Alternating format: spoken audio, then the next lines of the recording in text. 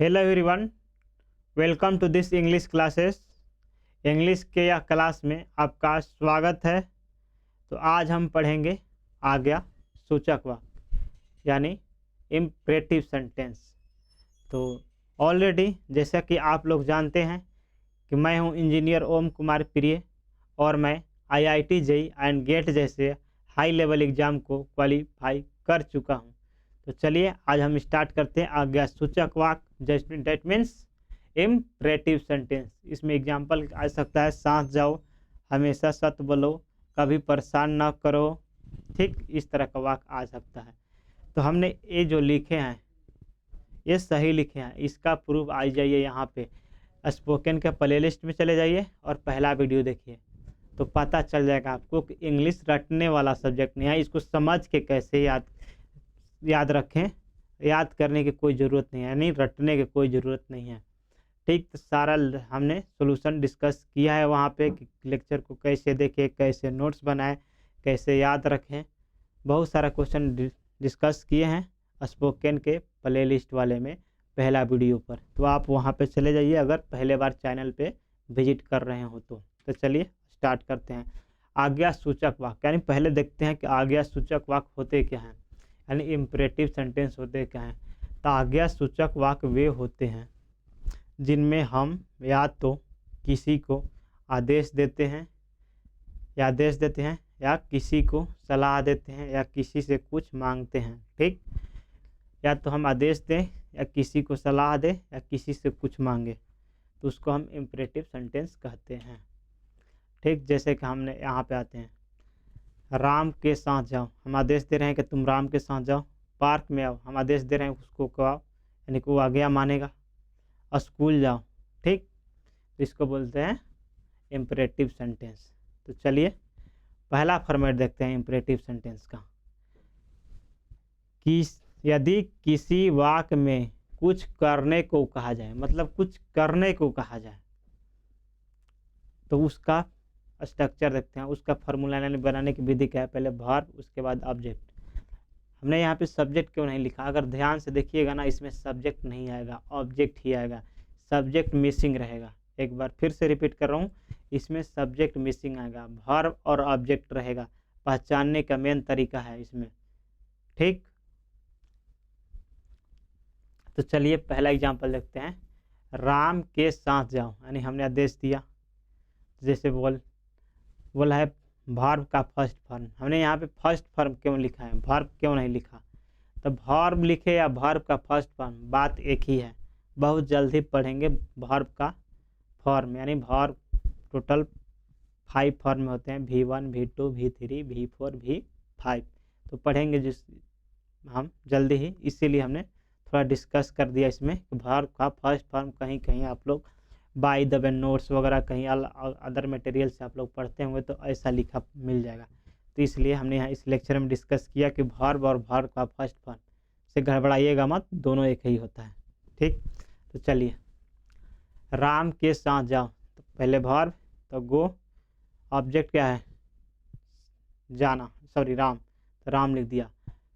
के साथ के लिए एक ये क्या है, विथ, के साथ एक प्रीपोजिशन है, इसके इंग्लिश विथ होता है।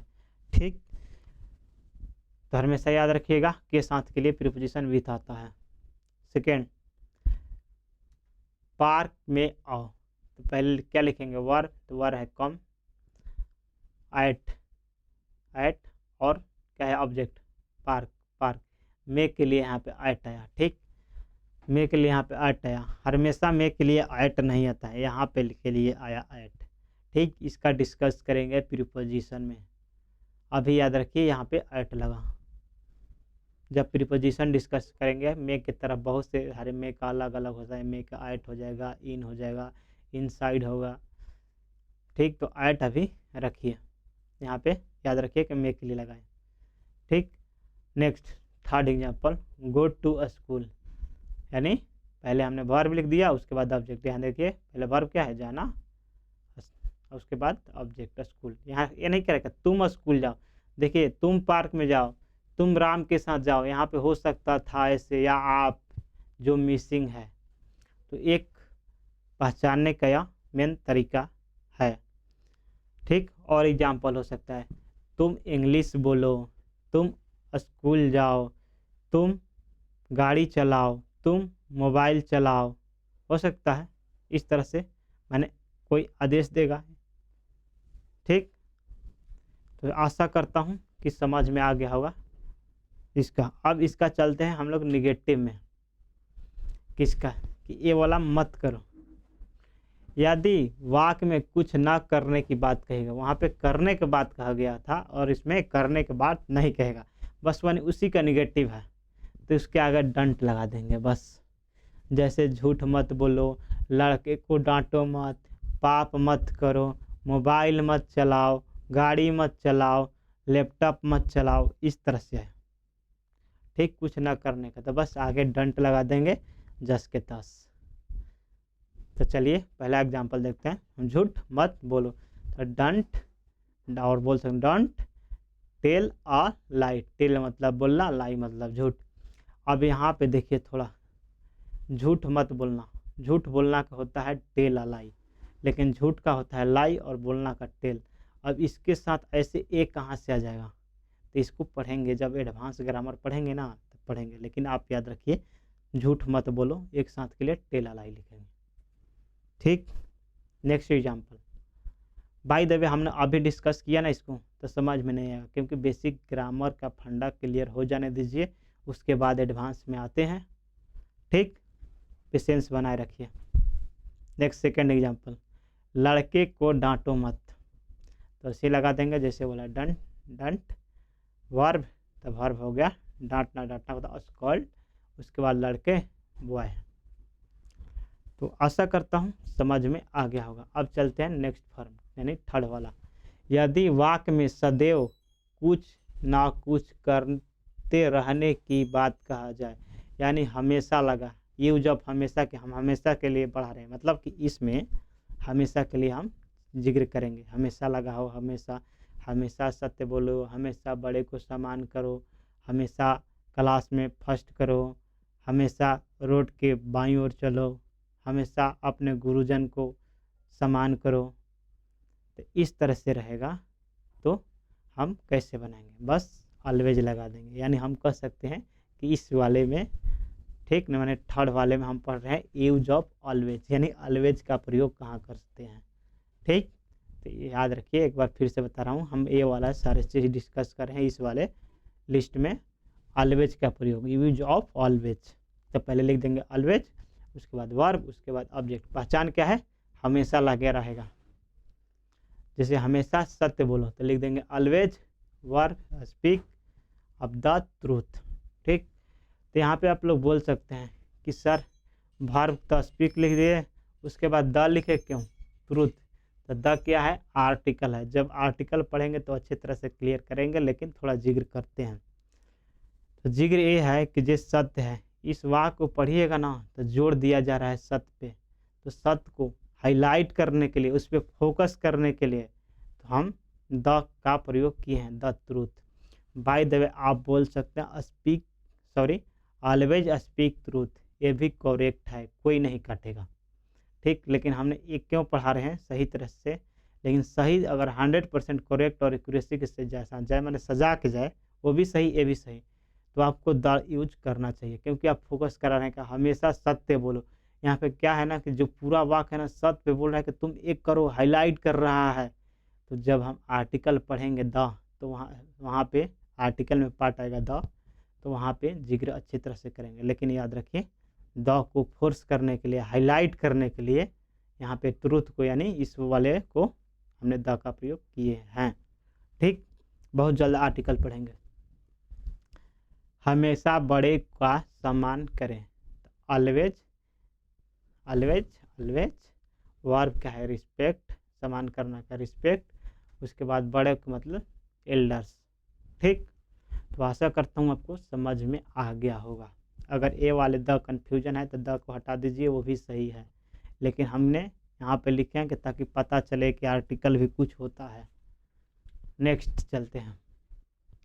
यदि वाक्यों में कुछ ना करने की बात कही गई हो, सॉरी ये तो देख लिए, सेकंड, नेक्स्ट, कभी ना करें, ये वाला कभी ना करें, यानी वाक में जब आ जाएगा कि कभी ना करें, ठीक, तो उसके लिए नेवर का प्रयोग करते हैं। यानी हम इसमें पढ़ेंगे इस लिस्ट में कि यूज ऑफ नेवर, यानी नेवर का प्रयोग कहाँ होता है। तो इसका पहचान है वाक में कभी ना करे लगा रहेगा, तो इसका भी होता है वर्ब प्लस ऑब्जेक्ट।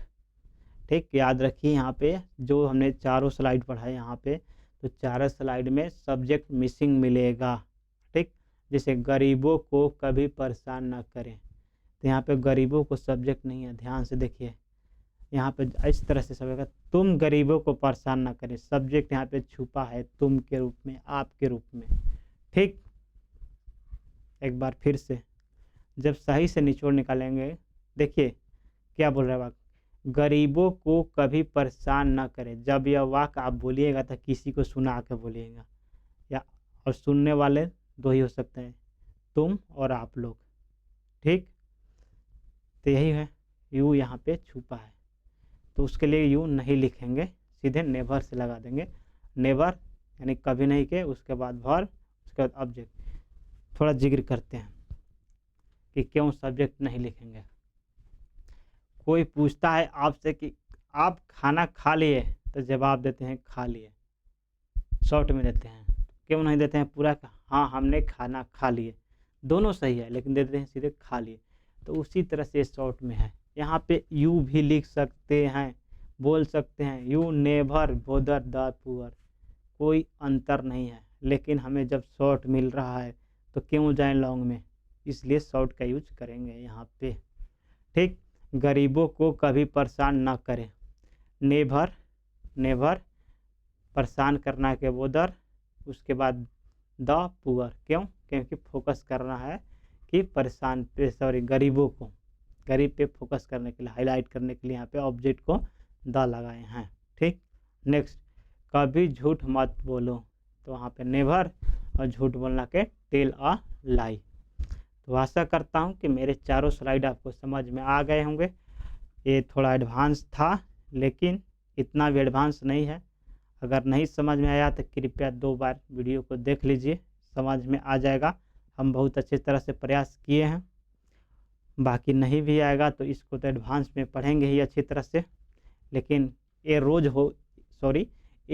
यूज होने वाला सेंटेंस था, इसलिए हमने इसमें जिक्र किया। क्यों, क्योंकि ये हमारा स्पोकन का प्लेलिस्ट चल रहा है। तो थोड़ा देर बाद ही हम देखेंगे इंट्रोडक्शन वगैरह ये सब। तो इंट्रोडक्शन भी एडवांस लेवल पे आते हैं, एक लो लेवल इंट्रोडक्शन, एडवांस में भी बहुत आ जाएंगे उसमें, बॉडी लैंग्वेज, तो वो सब भी देखेंगे। क्योंकि हमारा स्पोकन का प्लेलिस्ट चल रहा है, तो पता चलेगा कि इसमें तो सिर्फ ग्रामर पढ़ा रहे हैं, तो वो भी हम बहुत जल्दी लाएंगे। लेकिन हड़बड़ाइएगा मत, बाकी इंट्रोडक्शन भी सही तरह से ले चलेंगे। तो आशा करता हूँ यह मेरा लेक्चर आपको समझ में आया होगा। तो कृपया मेरे चैनल पर नए होंगे तो सब्सक्राइब कर दीजिएगा।